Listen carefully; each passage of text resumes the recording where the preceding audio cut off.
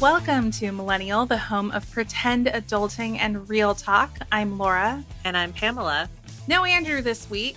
Pam, what did we cancel him for this time? Just, being a man. The huge.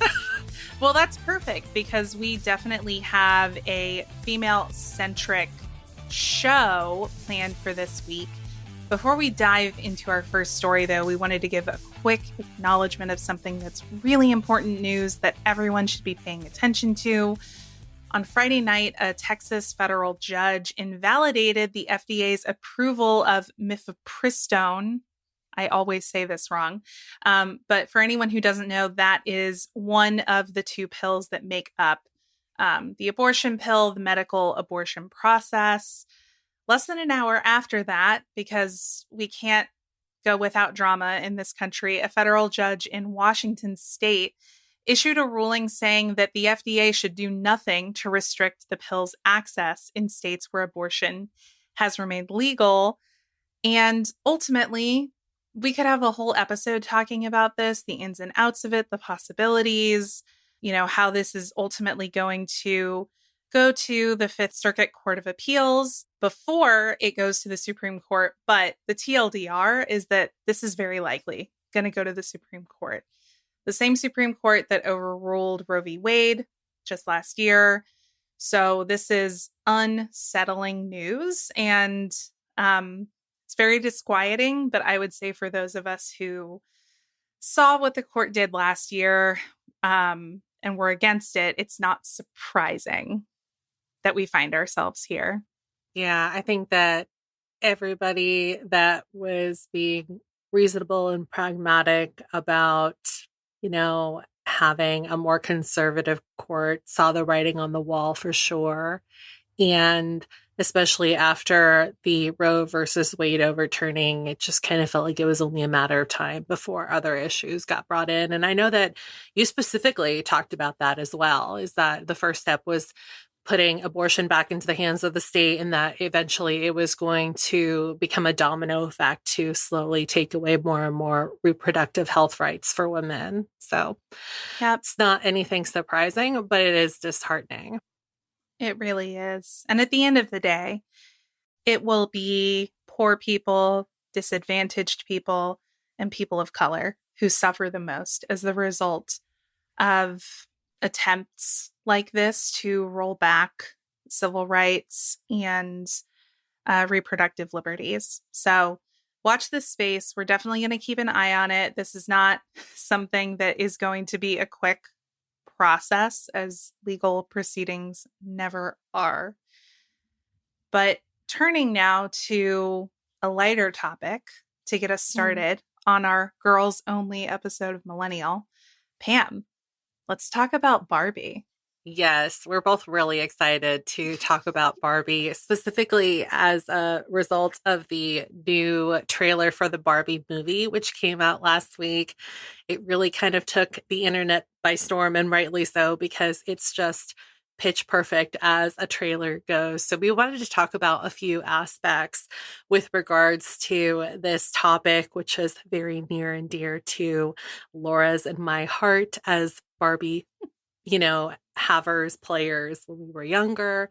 But to kick things off, what did you think about the trailer in general? I loved it. I thought it looked so funny, so tongue-in-cheek, but also well-written, well-acted, star-studded cast.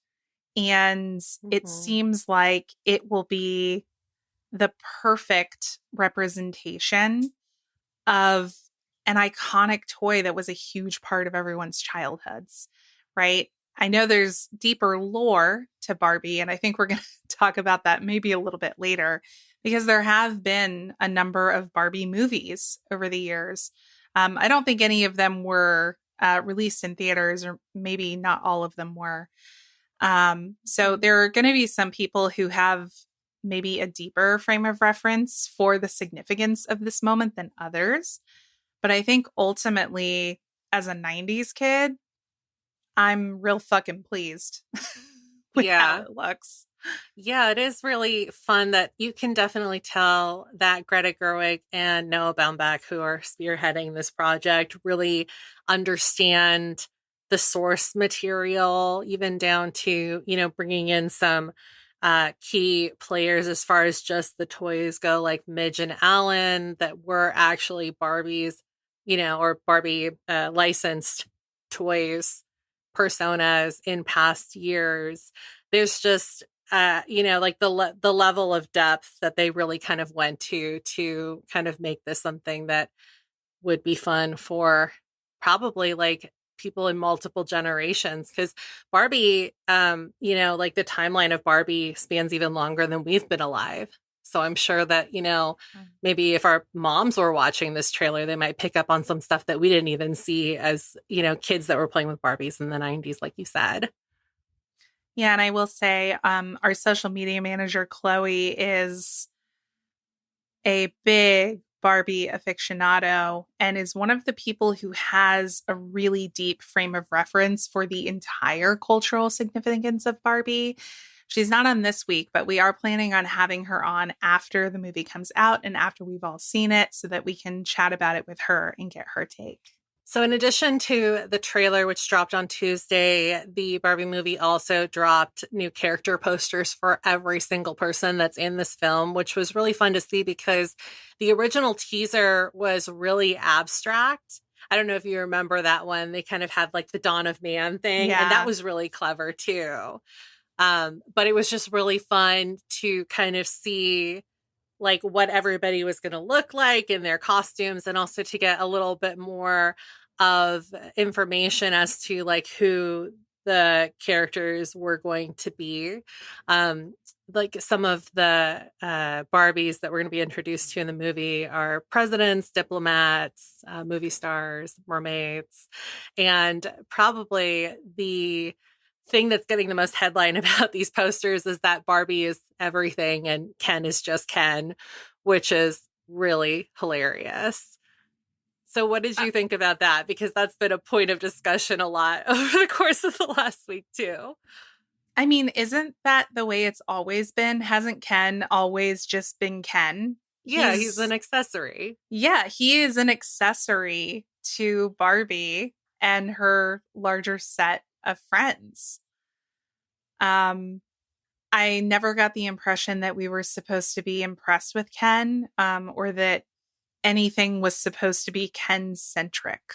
Mm-hmm. So I feel like this is just men being butthurt that for once they aren't the center of the universe in a franchise. Yeah. I mean, like, open a textbook and it's always, men, and then women are the afterthought. And this is probably one of the first times where, they're really kind of going tongue in cheek with this, where like women are at the center of everything in this universe.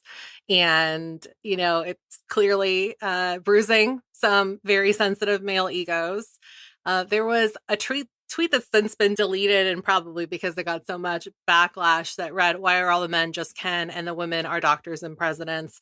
And I think that a good response that really kind of encompasses the general response to this comes from Twitter user Amanda Smith Says, who tweeted, "I saw a tweet thread where men were complaining about why is Barbie everything, but he's just Ken. And as someone replied, you don't know the lore, I realized, oh my God, that's why I love it. This is the first time a movie has lore I know from my childhood."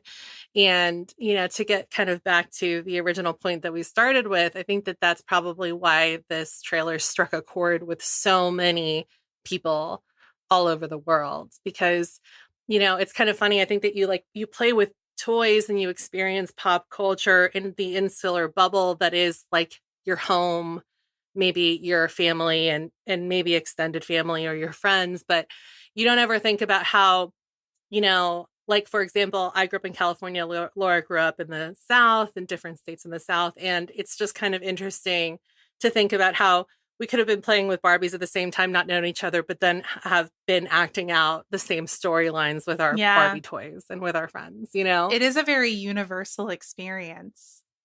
It totally is. So let's talk a little bit about Barbie lore for a second, because, well, as Laura pointed out, there are Barbie movies that have come out. I know I had some Barbie computer games too that were like playthroughs when I was growing up. There's Barbie books.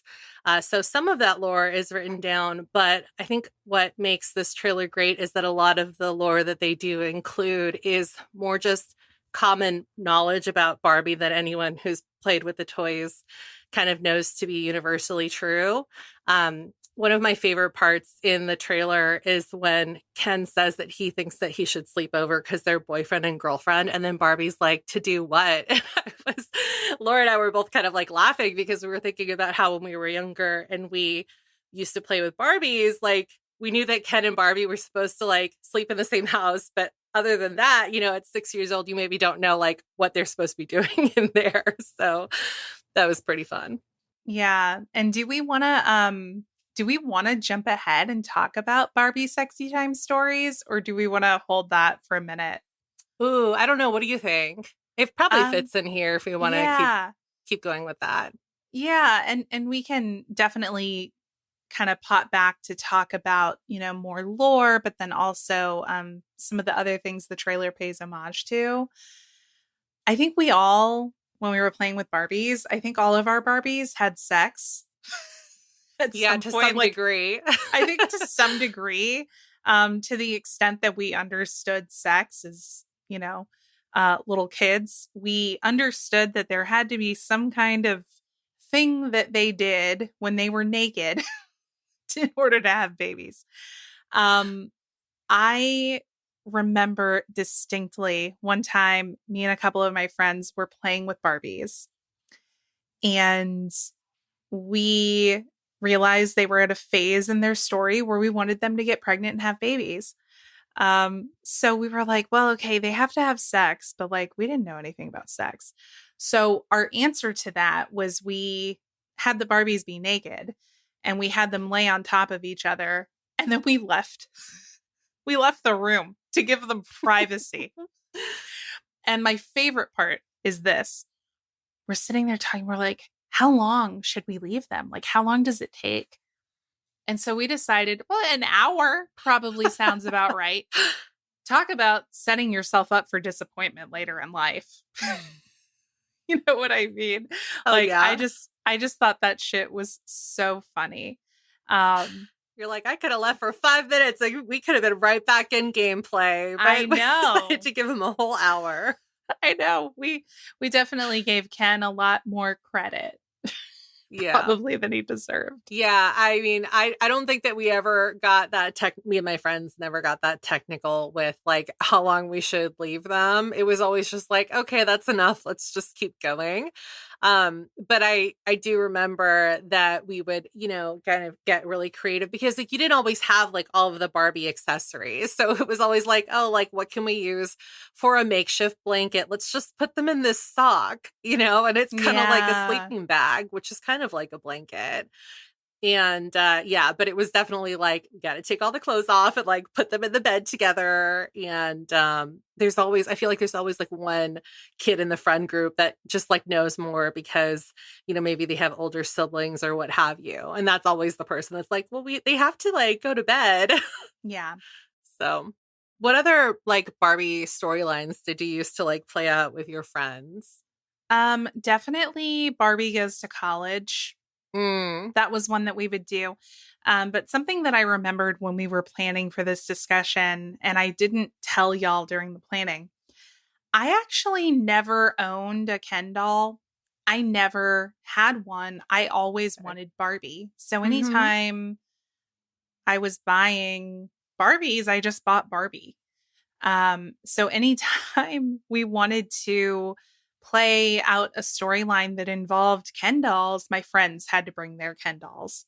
And it was just funny because looking back on it, I really just wanted to use Barbie to sort of act out things that I was interested in. So in a way, I was kind of projecting myself onto her. Like she was a representation of the things that I wanted to say and do when I was older. Is that the same for you, Pam? Yeah, I think so because it's like, it's all make believe. So if you want to be a doctor, you get to be a doctor. And I think that, I think one of the interesting conversations that was kind of being had in the 90s and in the early 2000s was that Barbie was not a good toy for little girls because it showcases unrealistic beauty standards. And I do think that that is not an inaccurate statement to make. The way that she is modeled is meant to be like the perfect woman, even though if you were to blow Barbie up, the proportions would be insane, right? And I do think that a lot of the toys, maybe in like the early 90s, in regards to Barbie or the different varieties of Barbie, were maybe geared more towards fashion industry stuff. But as you get later into the 90s, and this also makes sense because the 90s is when you saw more women entering the workforce, you started to see more sides to Barbie. So you had Barbie doctors, you had Barbie veterinarians, you had Barbie, like gymnasts, like any kind of sports you could imagine. And now I think that it's really kind of great to see Mattel lean into this mission statement that she can be anything that she wants to be. And some of these commercials that feature little girls playing with Barbies, like literally just bring a tear to my eyes because I don't think like little girls ever needed to be told, to your point, that like playing with Barbie could serve as like wish fulfillment in terms of like dreaming of your future life. But now the difference is that, like those versions of Barbie exist on the main stage and we don't have to like figure out how to dress her like an astronaut based on like what we have at home. Right. Although those are some really fun memories, I Mm-hmm. have to say. Yeah, you get creative. You make like, Yeah.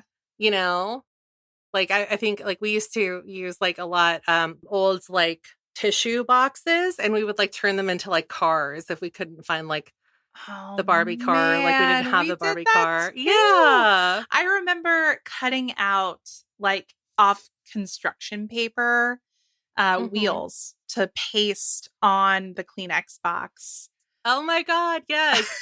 and like make a little steering wheel out of it. Cause yeah, I also never had any of the accessories really. Like there Mm-hmm. was the Barbie house you could get, there were cars, there were all kinds of like cosmetic and random other little accessories. And I just, it wasn't that my parents wouldn't have gotten them for me. I just never gravitated towards them very much. I was more interested in the doll. That was the Mm-hmm. big thing. Yeah.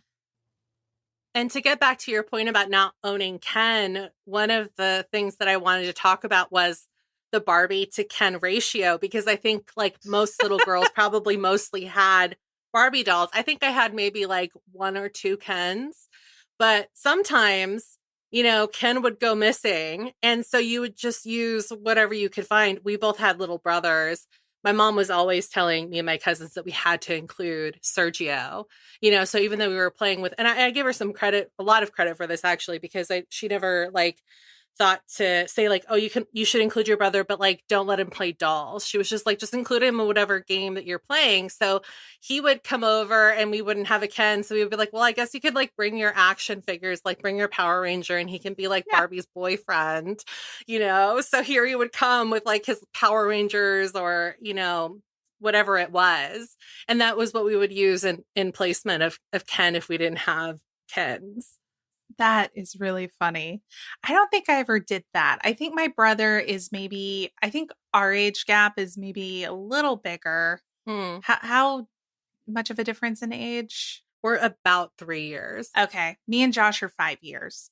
Okay. So at sort of the prime, like opportune time that I was playing with Barbies, Josh wasn't really old enough to be involved in those games. Although I Mm-hmm. will say, and this is a complete tangent, I don't know if I've ever talked about this. As a child, me and my brother were attacked by ostriches at a petting zoo. It Oh was my one of the God.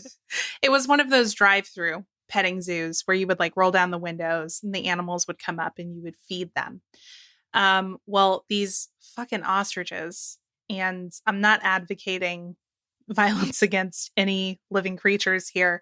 But these damn things shot their heads like into the back windows of the car, and like their long ass necks were in there, and they were like pecking at us. We were like melting into the seats trying to get as low as we could to get away from these fucking ostriches. I still see the visual clear as day of this ostrich just in front of my face, like Oh, no. clocking its beak in my face trying to get food. Scared the shit out of me. Later that night we got home. I'm still salty about it. I'm pissed about it.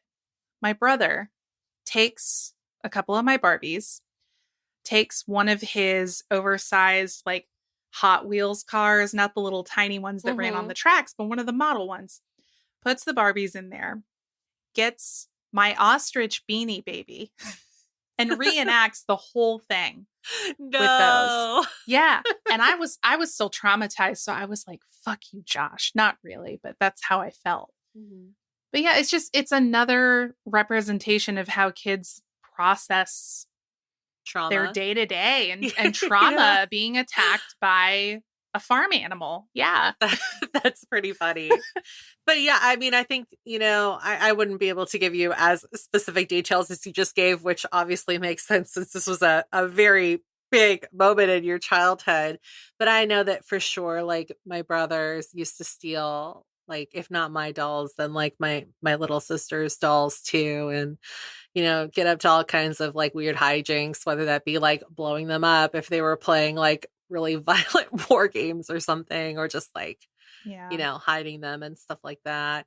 And to get back to the movie a little bit, I think that's why so many people were excited to see Kate McKinnon's movie poster for this movie, because like everybody had a janky Barbie that somebody had written all over, like given a homemade haircut to. I learned how to braid hair on Barbie dolls too. I don't know if you did, but that's how my grandma taught me when I wanted to like learn how to braid hair. She taught me on Barbies and stuff. So yeah. I have vague recollections of that. I also learned how to do maybe a couple of other hairstyles, like how to do a high ponytail, right? Mm-hmm. I think I learned on a Barbie. But I definitely also cut a Barbie's hair, and it looked like something that Sid from Toy Story might have had in his room by the time I was done with it. You tried. I did try, and that's all that matters, right? Yeah. You had a note in here too about some nods to the classic seminal hit Barbie Girl by Aqua. Yeah. The whole trailer starts out with, "Hi, Barbie. Hi, Ken." Yeah. And I saw that and I had to pause because I was cracking up. I heard a rumor that they actually aren't going to be including the song by Barbie Girl in the movie, which I feel like is such a crime, but I'm sure there's a good reason why. It's a Maybe huge they couldn't miss. get the rights. Yeah. But how could you not totally get the agree. rights to Barbie Girl for the Barbie movie? Yeah. Although it is a little bit more like, that is one of those songs that when you're younger, you don't realize like how sexual it is. And so maybe that's part of the reason why they decided not to do that. I remember when I got maybe a little bit older, like I was probably 9, or I'm trying to think, I was like 9 or so when that song came out. And I came to the realization, probably because one of my friends told me, they probably had an older sibling who told them what it meant.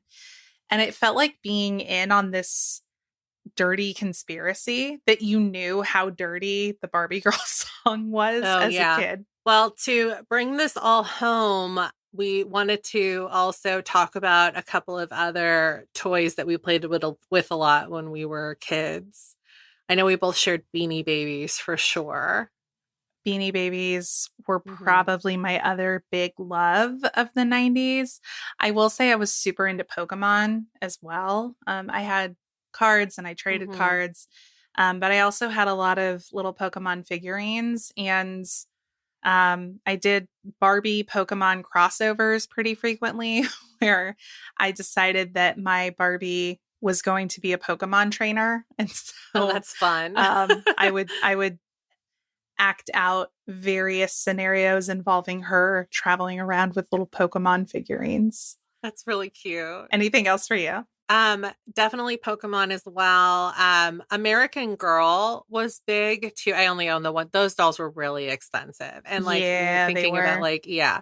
So I had one American Girl doll that was like over the moon when I got her for Christmas. And I feel like that was like the graduation up from Barbie, which is so funny because like Barbie is still a doll too, but for some reason like American Girl dolls just like looked more sophisticated. So I think I like graduated up from like Barbie too to my American Girl. And like all of my friends had one too. So we would just have like sleepovers with our American Girl dolls. And yeah, it was fun, educational. So, you know, my mom didn't mind getting the books and stuff like that.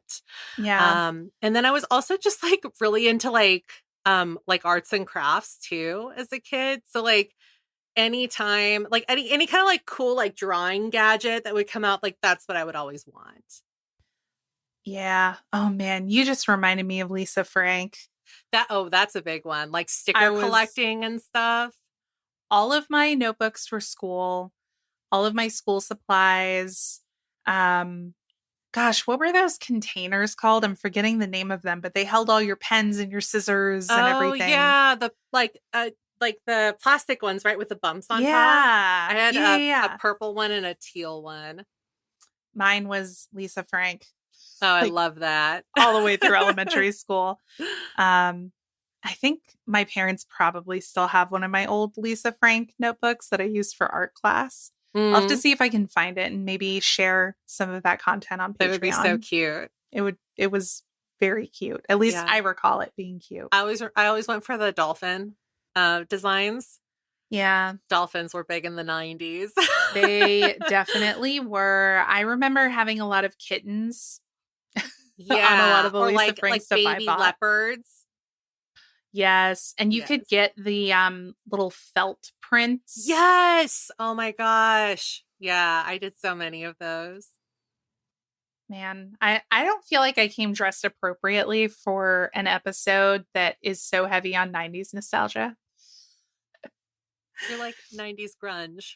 Yeah, well, that is apropos, I Mhm. think. Foreshadowing to future Laura. I know. I went from Lisa Frank to My Chemical Romance I love that. real quick. Any other toys or any other Barbie I'm moments we want trying to to touch on think. here? I don't think so. I think honestly, like I think that this whole conversation is a testament to the fact that just Barbie is one of those iconic toys. Like that's that one and like Beanie Babies are the big ones that I, remember most from early on in my childhood. Same.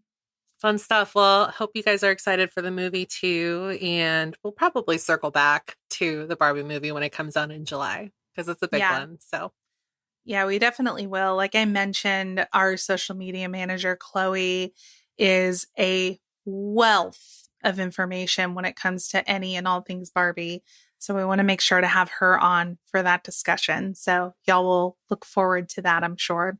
All right, we'll be getting into an AMA with myself and Pam here in a moment. But before that, we'll be right back after these messages.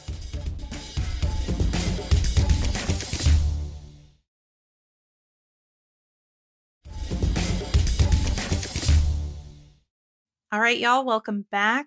So, as promised on our Patreon, since it's just a girls' show today, Pam and I decided we wanted to do an AMA this week. And we made a couple of posts on our Patreon and in our Facebook group trying to get some questions from y'all. Got some really good questions, got some spicy questions too. The spicy questions we're going to hold on to for After Dark as a little bit of a teaser. But we can go ahead and get into some of the main show questions we've got here. So our first question comes from Amber, who says, "Do you have any big regrets?" I feel like you and I have talked about this a lot before, so I won't dwell in it too much, but I probably would have just like gone to community college for the first 2 years because there's really no need to go and do your general education requirements at, even a state school because it's still really pricey. So I would have saved myself some money and done that for sure. Yeah, on a similar note, I've thought about this a lot over the years. I think as I get older, I am coming to the conclusion that I regret going to grad school. It wasn't Yeah, I know that's a necessary big for one for me. you. Yeah, it wasn't necessary for me and what, I ended up doing.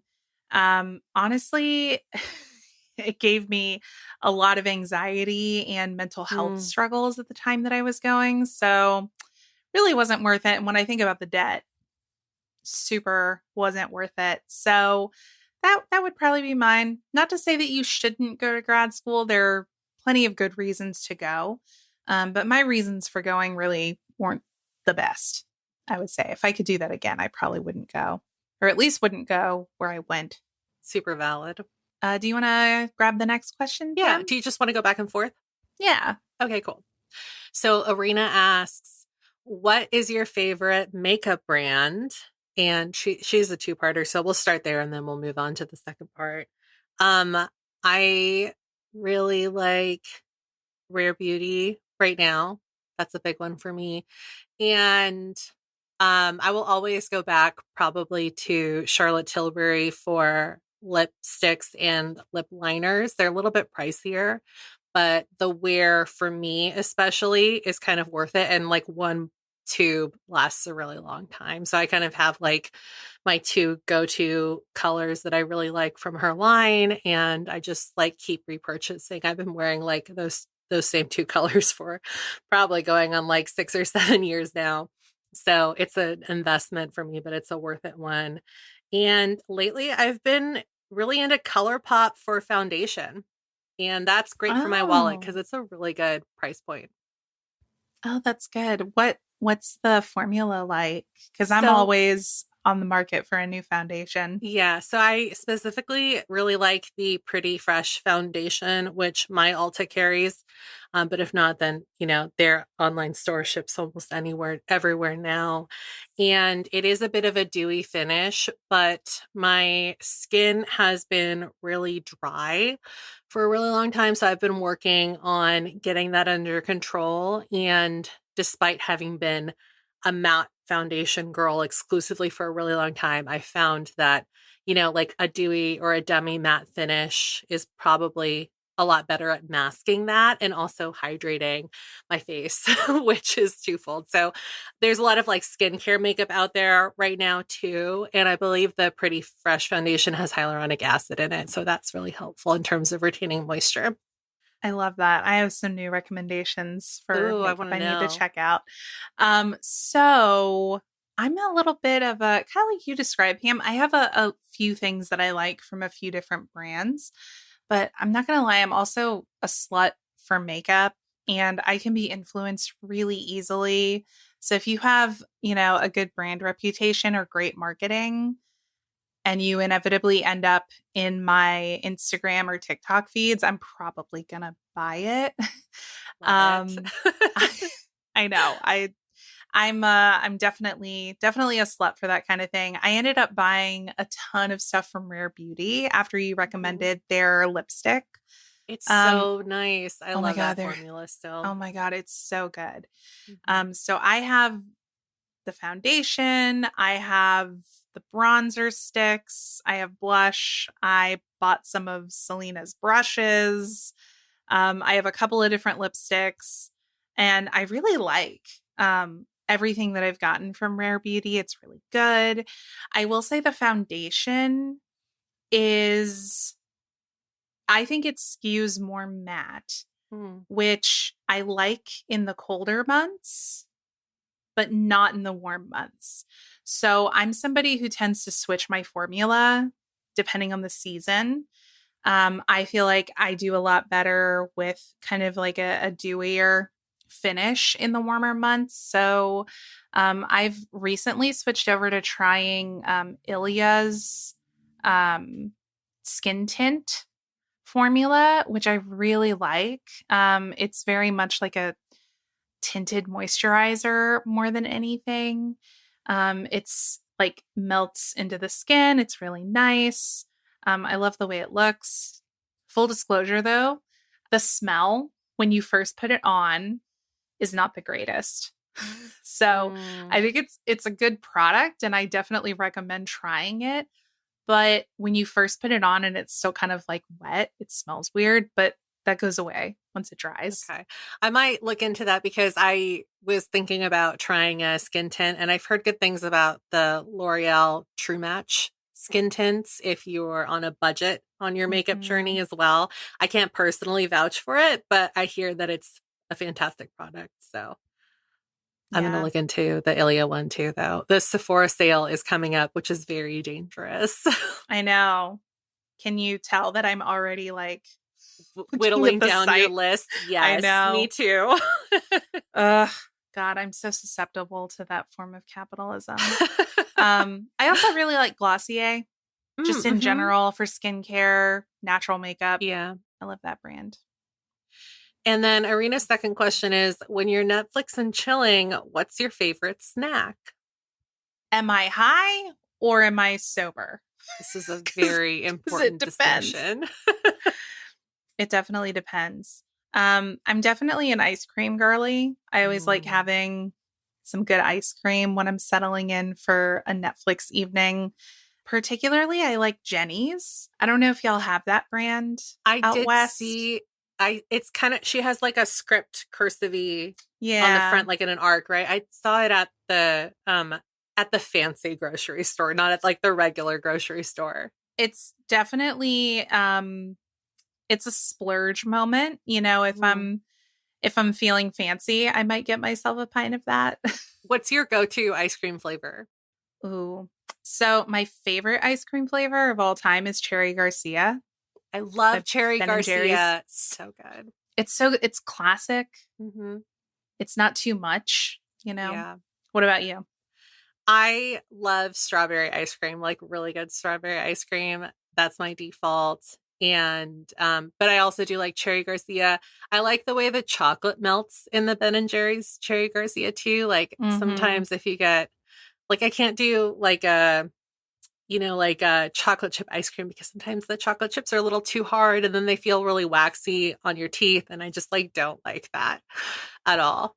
But yeah, I'm just like a classic strawberry girl. Good to know. Yeah. And I think that like my go-to snack is usually just like popcorn. I have a little It's a like good air choice. popper, like silicone air popper, and it makes popcorn super quick in the microwave. It's easy for sharing. Man, of course you're like, I want to have a snack that I can share with people. And I'm like, give me my pint of ice cream. Get away. Well, listen, if there are people over, even if they say they don't want a snack, they always want a snack. So it's always good to like be prepared. And if I make a big ass thing of popcorn, it's usually because I know that somebody else is gonna want some popcorn. So Yeah, fair. I will say my backup is Flamin' Hot Cheetos. I haven't had those in a Ugh, while. I love Flamin' Hot Cheetos. And I might share them, depending. That's how you know it's true love with Laura if she shares Yeah, her flaming hot Cheetos with you. that's true. It's very true. All right, our next question comes from Marissa, who asks, are there any misogynistic experiences in the workplace when you were younger that you would address differently now? I can't think of an answer for this, honestly. Do you have one? Yeah, and I think I might have shared this on a previous episode when we got asked a similar question. The long and the short of it is that I had someone tell me once that I was very motherly That's right. You at did say work. that. Yeah. And actually, I don't think I would have changed anything about how I handled it. I was happy with how I handled it. I was just like, you should stop talking now. Good for you. And they very quickly shut their trap. So I'm okay with how I handled that. But I think that as we get older, we look back on experiences we had when we were younger and maybe realized that somebody was using coded language when they talked to us Mhm. that was like gendered language or making certain gendered assumptions that maybe we didn't pick up on at the time. Yeah, definitely. Marissa also wants to know what's your drink of choice? Like alcoholic? I assume. Okay. I Um, assume. mine's a vodka soda with lime, extra lime. Yeah, I when I saw this one, the first thing that popped into my head, and you can tell you're chronically on TikTok if this is the first thing you think of, I was like, a Negroni. Pagliato. Yeah. But no, mine's a gin and tonic. I love a good gin and tonic too. It's so refreshing. Hmm. It's perfect for summer too. Vincent says, what is your best slash worst dating experience? Hmm. I don't remember if I've ever talked about this before. I went on a date with a guy. This has been a really long time ago. And I, I realized, probably halfway through the date that he knew about MuggleCast, which like, Oh no. And he didn't disclose it beforehand? that's the problem. Like, I don't care that he knew about it. Obviously, at the Hmm. height of the Potter fandom, a lot of people knew about MuggleCast. Like, it's happened to me on more than one occasion where I would meet somebody and they would realize who I was from the show, and that's fine. I mean, it makes me feel weird, but that's not their fault. But the fact that he like knew about it before we went on the date and I didn't find out until we were on the date felt real fucking weird. Was not Mm, pleased about that. We did not go on another date. That's my worst, probably. that's really, yeah. I think that my worst is we've talked about this before, but just people that monopolize a conversation and don't ask questions to you. They just like want to talk. But like the worst example of this that ever happened to me was I was working at a publication that was in a larger office, and there were other publications that were also in this like big high rise building. And I started up this like kind of like flirty interaction situation with a guy that was working on the floor two down from mine. And so he was also working, like entry level at the publication that was two floors down. And we just like ran into each other by happenstance once when the printer on our floor was like not working. And then they sent me down to two floors down to use that printer.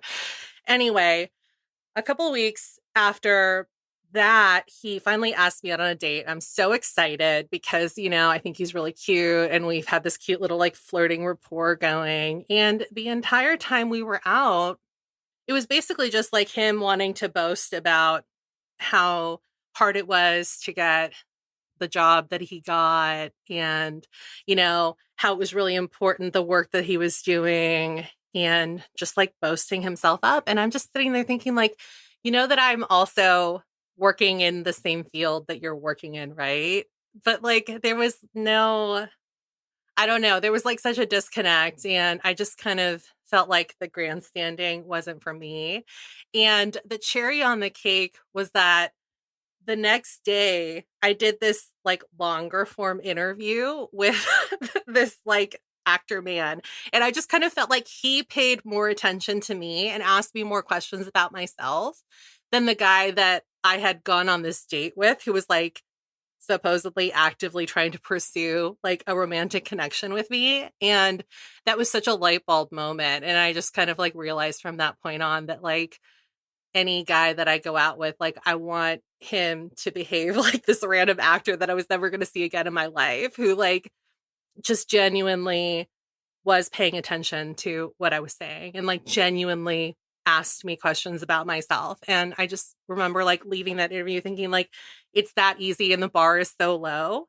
But like, it's an important thing to realize like where your bar is and like what bare minimum you deserve. And so that was like a big learning moment for me in my dating history. I really love that story. And you touch on something that I think is a marker of growth between, say, like your early 20s and your early 30s, Mm-hmm. where you look back on some of what you accepted from people when you were much younger because you just Yeah. didn't know any better. And now it's really easy to look back on those experiences and, maybe question yourself and think, oh God, why did I not get up and walk away Yeah. from that date? But you don't learn unless you go through it. Right. And it's Right. funny that you mentioned that transition because I think I was about like 24 or 25 when that happened.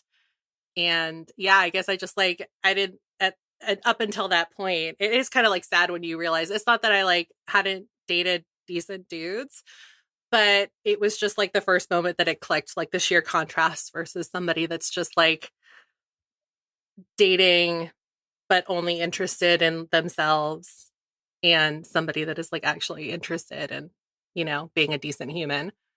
Just one question, like ask me just one question about myself. That's like a great start. Seriously. Can I ask who the actor was that you interviewed after? I'll tell you off camera. Okay. I'm really excited to hear about this. Okay. And we can cover this quickly, but Vincent did also ask about best dating experience. Oh, best. Yeah, that stick out to you. Mm. You know what? It's anytime like the person is planning the date and really makes an effort to do something that they know that all want to do. Yeah. I think that goes a really long way. Like I had like mentioned in passing in college I met this guy in one of the poli-sci classes I was taking for my minor, and we went out on a coffee date just to like see if we would click.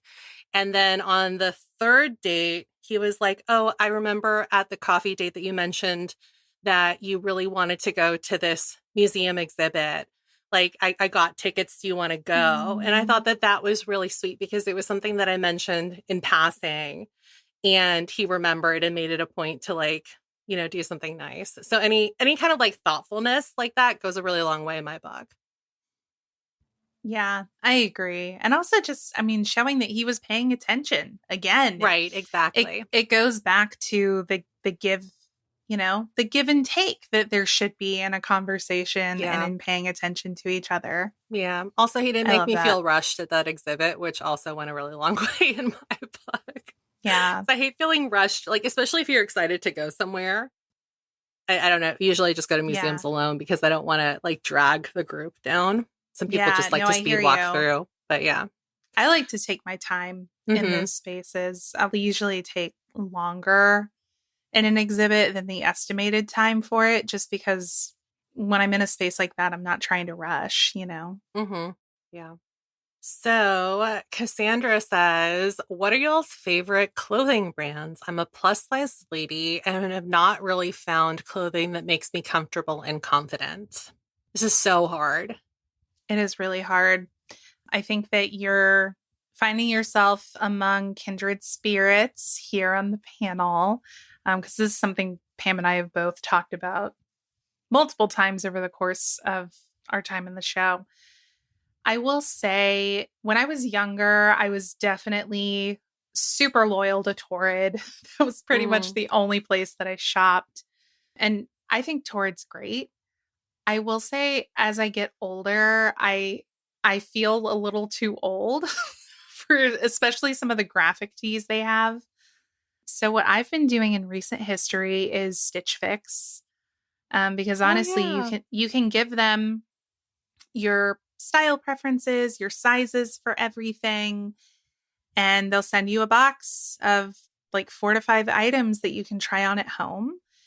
And you keep the things that you like, and the things you don't like, you just send back. I've gotten some really nice quality pieces that fit me really well from getting my clothes that way. It can be pricey, but the nice thing about it is you can set the cadence that you want to receive boxes on. And as long as you remember, you can cancel a box before it ships if you're like not in a space, because they'll try to get you to sign up for like a monthly subscription. And that's a little too rich for my blood. But every few months, I like to get a box and just get a couple of really nice pieces that fit really well. Do you have any brands you like, Pam? Yeah, if I'm looking in store, so I need something really quick, then I've been having decent luck at the Nordstrom rack that is near me, although it is hit and Oh, miss. I really like they have this brand there called Abound, and I think technically it's juniors plus size. So like don't freak out if you have to size up one or two sizes too. I know that that's like such a mind fuck, and it really bothers me as well that women's sizes are so inconsistent. But yeah, I think that like the stuff is really cute and it's a little bit more trendy than some of the stuff that you might traditionally find in just women's plus size as well. So if you're looking for more trendy pieces, that might be a good one to look up. I think that Nordstrom Rack has an online website too that I don't think they carry everything because it varies store to store, but they do a pretty good job curating that. And then I think for basics, like Old Navy is pretty good too. Although I did hear that they stopped carrying every size in store, which is such bullshit because they really made a push to make us believe that they were going to carry through 5X forever. But apparently all they do is lie. So yeah. They made that huge size inclusive it was push. so good. And then I think their excuse was they said that people weren't buying the extended sizing enough, Yeah, it really which sucks. is just bullshit. And there's nothing more demoralizing than when you go into a store and they don't have your size displayed on the floor and you have to get someone to go get it for you from the back because that's where they keep your size. Like Yeah, the fucking worst. yeah. And I heard some people have that experience. So Yeah, it's so embarrassing too. it And then really you just have to like wait is. around. It's hard enough to shop. Definitely if you're shopping in store though, I think that just like um picking a good day, a good mental health day is sometimes, the big difference between having the energy to go to just one more store, especially if you're a larger size and you know that most stores don't carry that stuff. So, Yeah. It's also easier said than done. And it took me a really long time to get to the place where I'm not really assigning value to the size on the tag mhm. anymore. What's more important is that I'm getting something that's comfortable and fits me well and makes me happy. Because if you're maybe getting the wrong size because you're self conscious about your true size, then you can end up with ill fitting garments that actually don't make you feel good about yourself, right? So it's more important to get something that fits. Mhm. So getting to a point where you kind of disregard the number or the letter that's on that tag, it makes it a lot easier. And our last question from our patrons is from Lola, who says, how do you deal with aging and the physical changes that come with it in a society that values youth so much? Hmm. Well, I think that I have dodged this bullet a little bit longer than maybe some other people.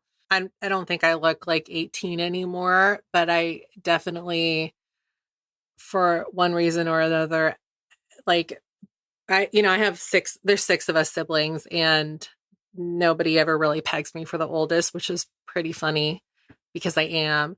So I feel like I'm preserving fairly well, but I understand that even that mindset is also like a byproduct of what society pushes onto women, which is that it's not okay to age. I don't know. It is kind of scary. I'm always like really worried about going gray specifically too and like having to start dyeing my hair. But I don't really know how like you stop that. I think you just kind of like reach a stage of acceptance after you stop freaking out about it. Like I definitely cried when my first gray hair popped up a couple years ago.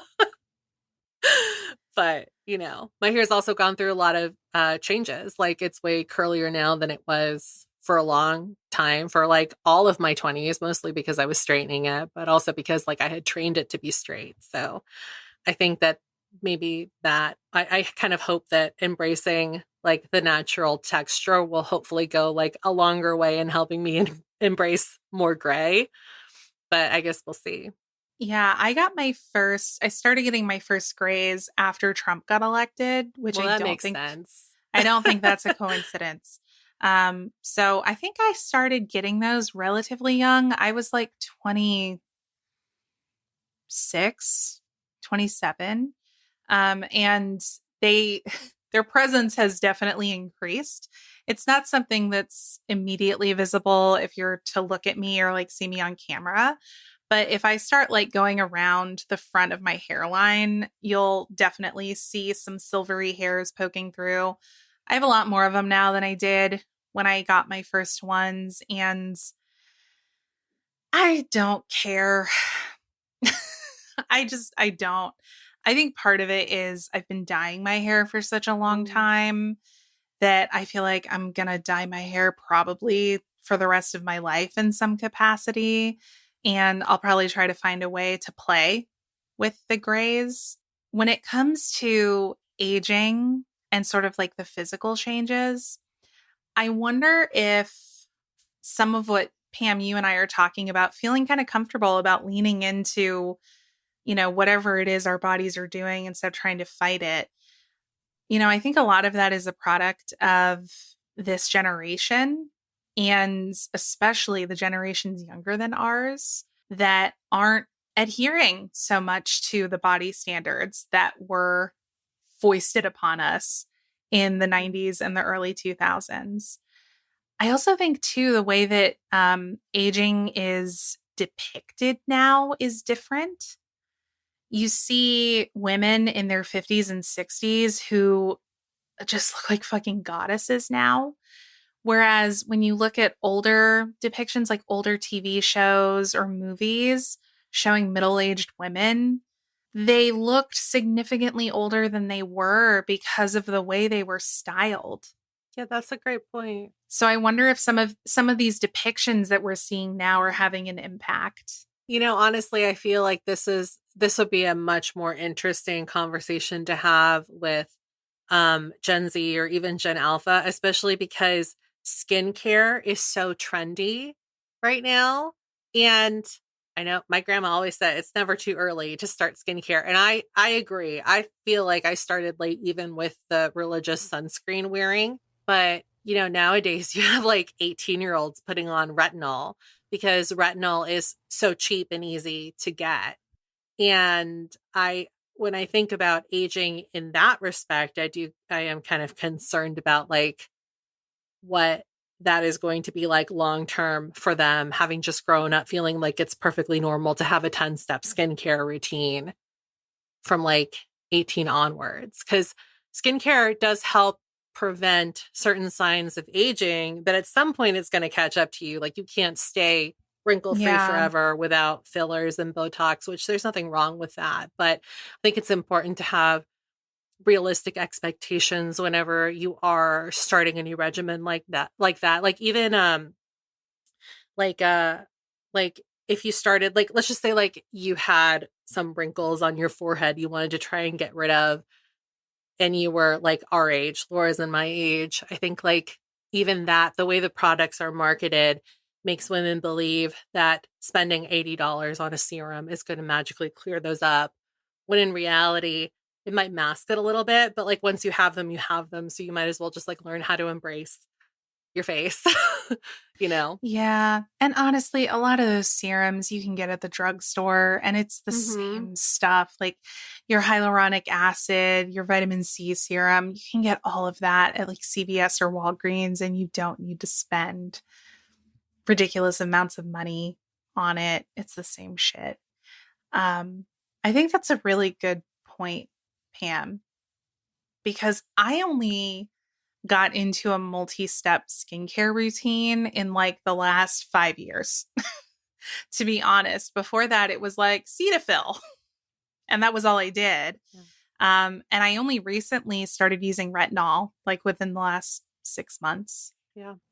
All right, wrapping us up for today, Pam and I just wanted to quickly chat about how excited we are about space as part of our female centric episode of Millennial, particularly around the Artemis 2 mission.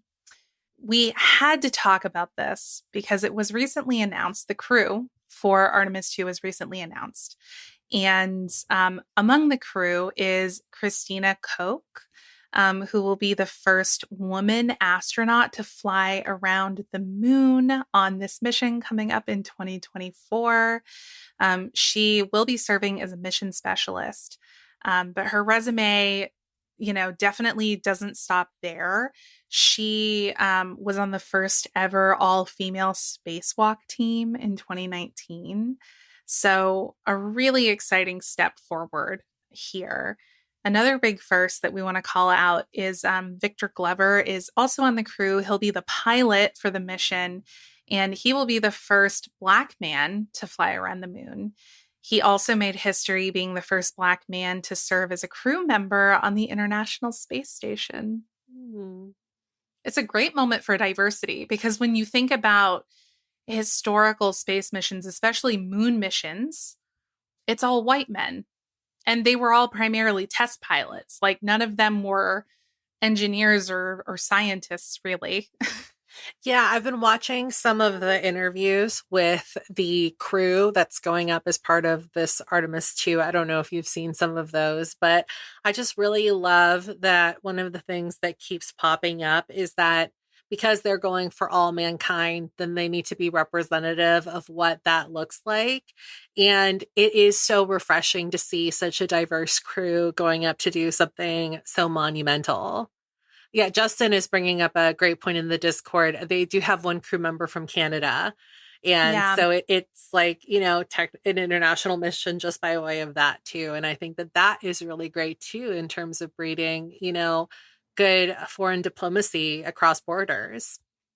100%.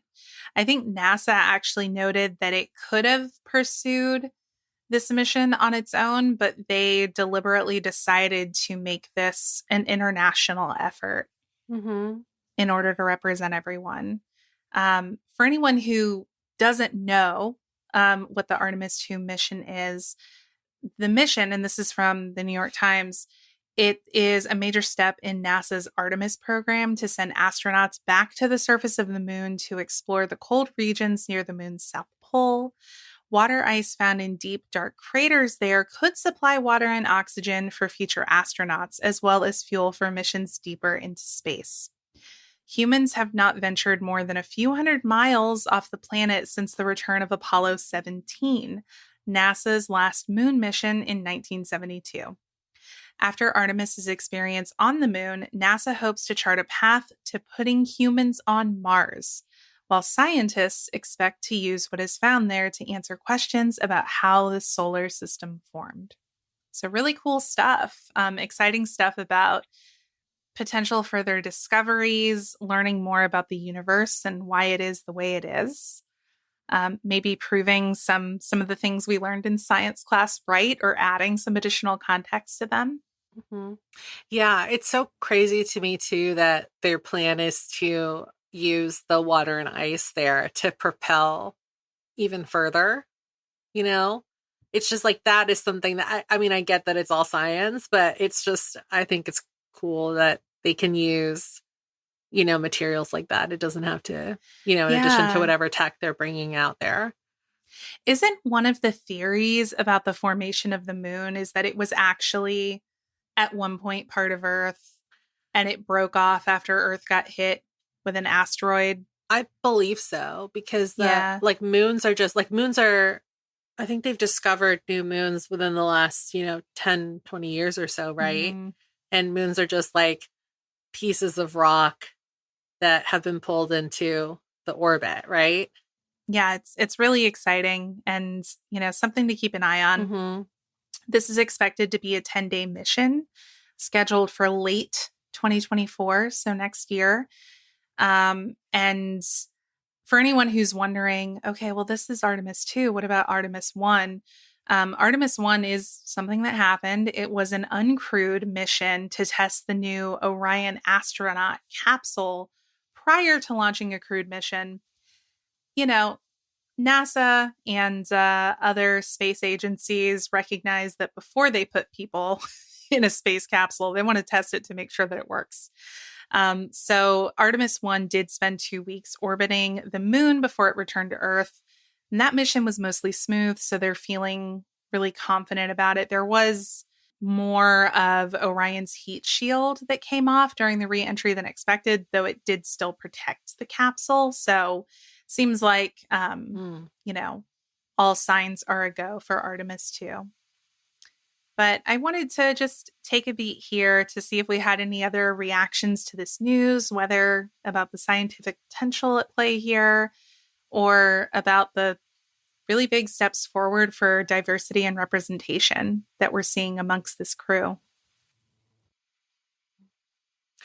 I just think it's so exciting because, obviously we weren't around the first time they sent a crew to the moon. So that's something that our parents probably remember. I know that my mom remembers watching the moon landing and stuff like that. And so I think it's really neat that we'll get to experience that as well. It's kind of one of those communal events where you just kind of know that everybody's going to be watching and waiting. And in addition to that, we just got those incredible photos from the telescope we talked about last year with one of our patrons. And I don't know. I know we don't cover a lot of space stuff, but it's just so fascinating to learn more about what's out there. I know that you share that passion with me too. Like, I can't wrap my head around some of the stuff, but man, do I think it's really neat. That's the thing. I don't feel like I'm smart enough to understand the vast majority of this stuff, but I think it's fascinating, and I'm just hungry to learn more about the universe, the way that it was formed, the way that it continues expanding. I just think it's so fascinating. I've always had a deep interest in space. I remember a few years ago when the International Space Station flew over, and in certain parts of the United States, you could see it. And we had a clear night here in Georgia, and it passed right over. And I was just like, holy fuck, this is so cool. Like, you could see it so clearly.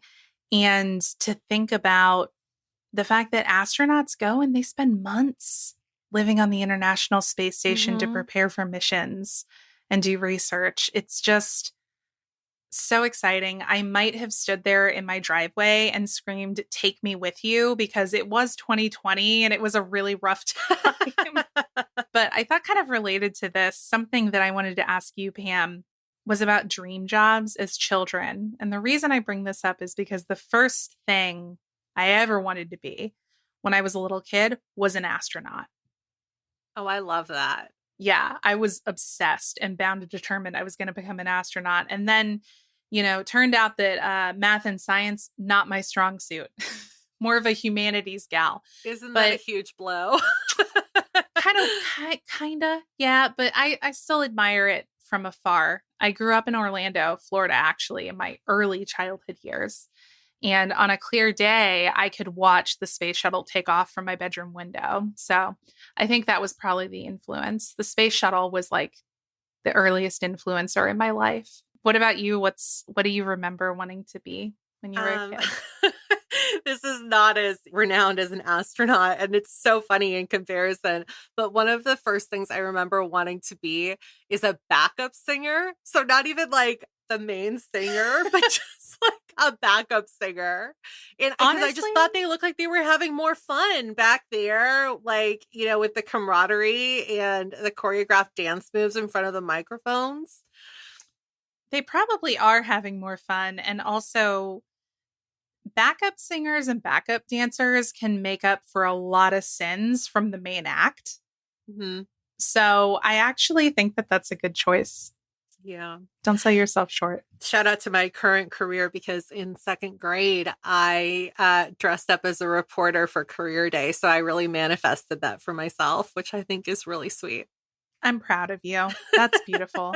Do you have pictures? I have, you know what? I might have one picture. If it's not like the picture from second grade, I know that I definitely have a picture dressed as a reporter from one of, like, I don't know if you, like, your county fair did this, but sometimes at like county fairs or special events, they would have like these fun interactive booths for kids. And one of the booths from when I was really young that I remember was like, they would make like a trading card for you. Oh, and Oh, you could dress as like a correspondent from the local news station.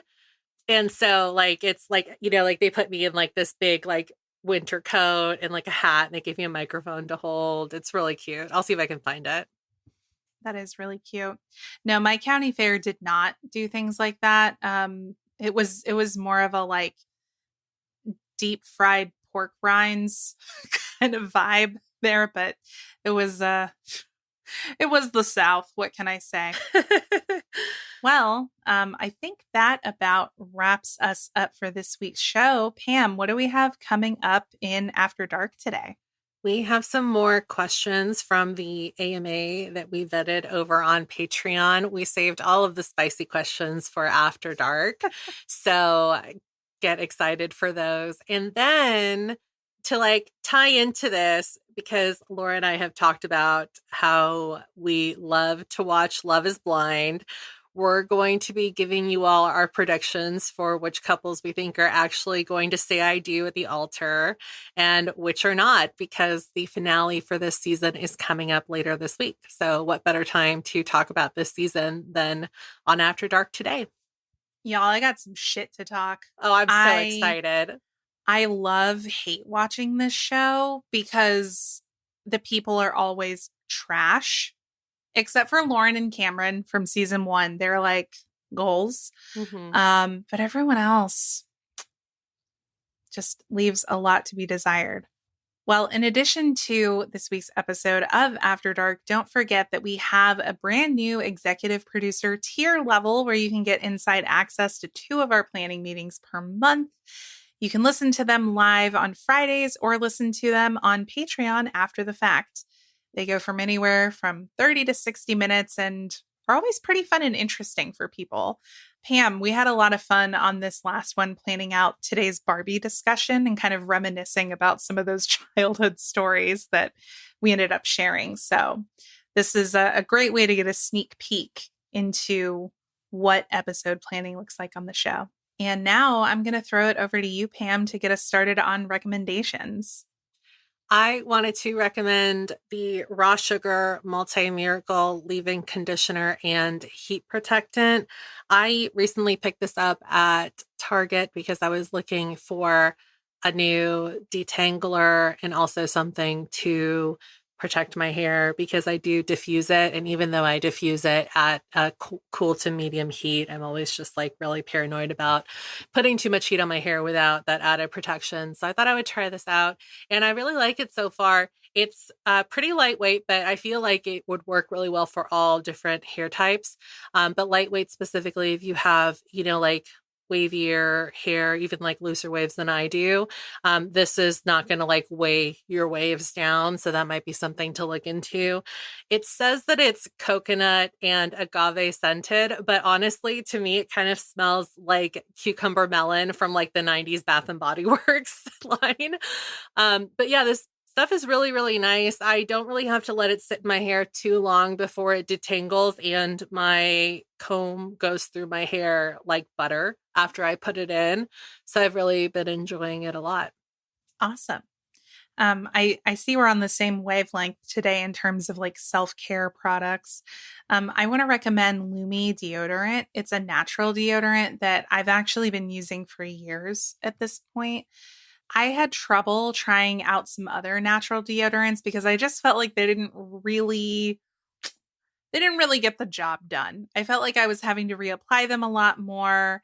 Lumi has up to 72 hours of odor protection, which I have found to be pretty on point. Not to say that I ever go 72 hours without a shower, but it is definitely something where I can put it on in the morning and know very reliably that it's going to get me through the day. They have scented and unscented, as well as solid stick and cream formulas. It's also body safe, so you can use it anywhere on your body externally, like your feet. Some people use it on their groins and things like that. Anywhere where you can get a little stinky. It is a really, really good product, and I would recommend it if you're trying to cut out some of those nasty chemicals like aluminum that you get in regular deodorant. I'm about ready to when I was putting my deodorant on today, I noticed that I'm really low. So maybe I'll pick this up. What scent do you use? Do you just use the unscented or? I like the Coconut Crush. The Coconut Crush? Okay. Yeah. But they have several different scents. And their unscented works really well too. I've never gotten anything from them that didn't work well. All right. Well, that takes us through the end of today's show. Before we wrap, just wanted to make sure to say that you should make sure you're following the show in your favorite podcast app so you never miss an episode. And don't forget to leave us a review in Apple Podcasts and or Spotify. You can also reach out to us by writing to millennialshow@gmail.com or use the contact form or the anonymous confessional on millennialshow.com. From there, don't forget to follow us on social media. We're Millennial Show on Instagram, Twitter, Facebook, and over on TikTok, we are Millennial Pod. After Dark starts for a moment here for our patrons and Apple Podcast subscribers, so stay tuned for that. We're going to go ahead and wrap up the main show here. Thanks, y'all, for tuning in and bearing with us on this Andrewless episode. We'll think about uncanceling him for next week. I'm Laura. And I'm Pamela. Bye, y'all. Bye.